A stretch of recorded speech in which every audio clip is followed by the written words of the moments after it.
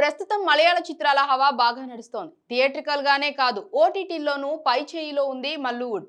విలక్షణ నటుడు కుంచుకో బోబన్ ఏ కథ ఎంపిక చేసుకున్నా అందులో ఏదో విషయం ఉంటుందనే ప్రేక్షకులు, అభిమానులు భావిస్తారు.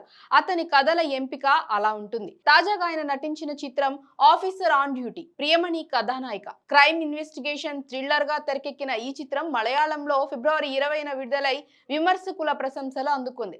మార్చి 14న తెలుగు ప్రేక్షకుల ముందుకు వచ్చింది. ఈ సినిమా ఎలా ఉందో చూద్దాం. హరిశంకర్ సర్కిల్ ఇన్స్పెక్టర్ గా పనిచేస్తారు. కొంతకాలం సస్పెన్షన్ తర్వాత డ్యూటీలో చేరిన రోజు గోల్డ్ చైన్ కేసును ఛేదించాల్సి వస్తోంది. ఆ కేసు విచారణలో భాగంగా ఓ అమ్మాయిని ఇన్వెస్టిగేషన్ కోసం స్టేషన్ కు రమ్మని పిలిస్తే ఆమె ఆత్మహత్య చేసుకుంటుంది. ఆమె ఆత్మహత్యకు బెంగళూరులోని ఓ పోలీస్ ఆత్మహత్య కేసుకు సంబంధం ఉందనే అనుమానం వ్యక్తమవుతుంది. తన కుమార్తె మరణానికి హరిశంకర్ కారణమని అమ్మాయి తండ్రి చంద్రబాబు ఆరోపిస్తాడు. అసలు ఇందులో నిజమెంత?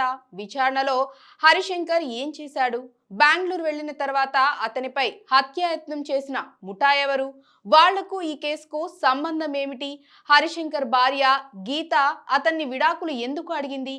ఈ కథలో డ్రగ్స్, రేప్ కేసుల సంగతి ఏంటనేదే స్టోరీ. కరోనా తర్వాత నుంచి మలయాళ చిత్రాలకు తెలుగులో మంచి క్రేజ్ పెరిగింది. అందులోనూ మలయాళం నుంచి వచ్చే క్రైమ్ థ్రిల్లర్లకు ఇక్కడ ఫ్యాన్ బేస్ చాలా ఎక్కువ. తాకట్టు పెట్టడానికి వెళ్లిన తన గోల్డ్ చైన్ నకిలీదని, ఒరిజినల్ చైన్ కొట్టేసి తన చేతిలో రోల్డ్ గోల్డ్ పెట్టారని ఓ తండ్రి ఇచ్చిన కంప్లైంట్ దగ్గర కథ మొదలవుతుంది. బంగారు గొలుసు దగ్గర మొదలైన కథ ప్రతీకారం తీర్చుకోవాలని డ్రగ్స్ కు బానిసలైన కొంతమంది గ్యాంగ్ అమ్మాయిలను ట్రాప్ చేసి వాళ్లకు డ్రగ్స్ ఇచ్చి రేప్ చేసిన ఘటన దగ్గర ఆగుతుంది. రచయితగా షాహీ కబీర్, దర్శకుడు జీతు అప్రెష్ కథను నడిపించిన తీరు బాగుంది. కథ ప్రారంభం ఒక డిఫరెంట్ వేలో ప్రెజెంట్ చేశాడు దర్శకుడు. కథను నడిపిన తీరు ఓ మూడ్ లోకి తీసుకువెళ్తుంది. ఇందులో హీరోకి సమస్య ఉందని చెబుతూ వచ్చి ఆ సమస్య ఏమిటో రివీల్ చేసిన విధానం ఆకట్టుకుంటుంది. అతని సమస్యకు, కేసుకు భలే చిక్కుముడి పెట్టారు. కథ నడుస్తున్న కొద్దీ ముందు ఏం జరగబోతోందో అనే ఎగ్జైట్మెంట్ కలుగుతుంది. సినిమాలో ఎంగేజ్ చేసే కొన్ని